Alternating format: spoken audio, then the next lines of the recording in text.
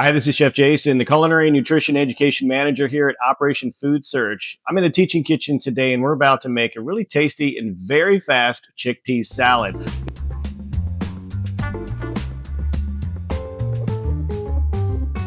So today's dish is a delicious, very fast, and very affordable chickpea salad. This is a play on a chicken salad or tuna salad. Same ingredient, same method, except we are going to be using very affordable and high protein, high fiber chickpeas.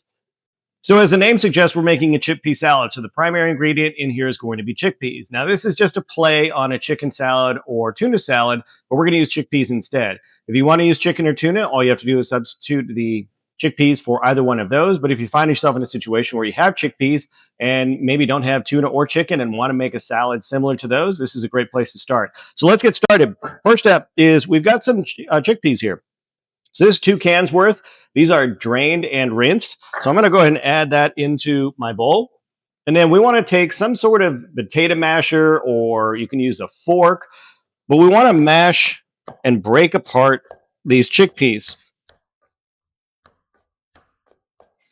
Now this is going to take a few minutes depending on how broken down you want these chickpeas to be. This is really all about personal preference. You can break these down quite a bit, or you can kind of go halfway.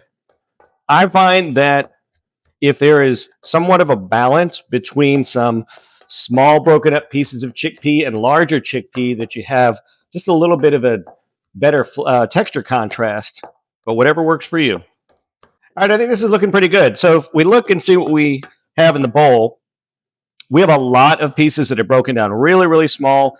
And then we also have kind of these larger pieces, which are either in half, and actually a few that are whole. And I'm okay with that. Again, it's a little bit of a texture contrast. We are done with our masher. All right, so at this point, believe it or not, we are past the most difficult part of this. The most time-consuming part is actually breaking up these chickpeas.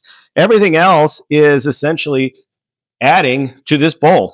So what I have here is I have some minced onions. I have some chopped up celery, some chopped up parsley. We have some lime juice, and we have some mayonnaise. I also have a little bit of mustard. I'm using yellow mustard today, but Dijon is a great additive for this in its place. If you have Dijon, go ahead and use that. I have some cumin, some black pepper, and some cayenne. Cayenne's going to bring a little bit of the heat. If you're not a fan of cumin, you can leave that out. You can certainly use something like garlic powder or another substitute for a spice that you do like. All right, so at this point, we're going to add in our onion, our celery, and our parsley. And we're just going to mix that in. Okay, now at this point, we're going to grab our mayonnaise. I have a little bit more mayonnaise than the recipe states, just because I like to have a little bit extra just to make sure that once I mix this in, if I need it to be a little bit wetter, I can add a little bit more mayonnaise. So we're going to start with not that much. Stir this in. We're going to see if we need some more. And everybody has kind of a personal preference when it comes to things like chicken salad and tuna salad. Some people like it a little bit on the drier side. Some people like it a little on the wetter side. And that's all going to depend on how much mayonnaise you use. Now I can already tell this is going to need a little more. All right, as I'm working that in, I'm going to get some mustard in here. Give it a good shake. Make sure you don't get any of that mustard water in there. Little touch. That's where we're going to start. If we need to add some more, we certainly can. Now, if you make tuna salad or chicken salad at home, this probably looks very familiar to you, this process. I'm going to add a little bit of black pepper. I'm going to add a little bit of cayenne. It's going to bring just a little heat. You can skip this if you want. A little bit of cumin.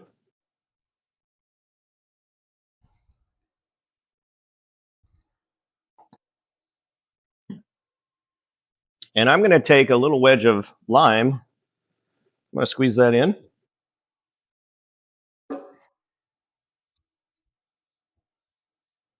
Now, you notice I've not added any salt yet, and that's because I want to get everything else in there. I want to taste it, and I want to kind of assess where the seasoning level is to determine how much salt I need to add. So let's give it a taste.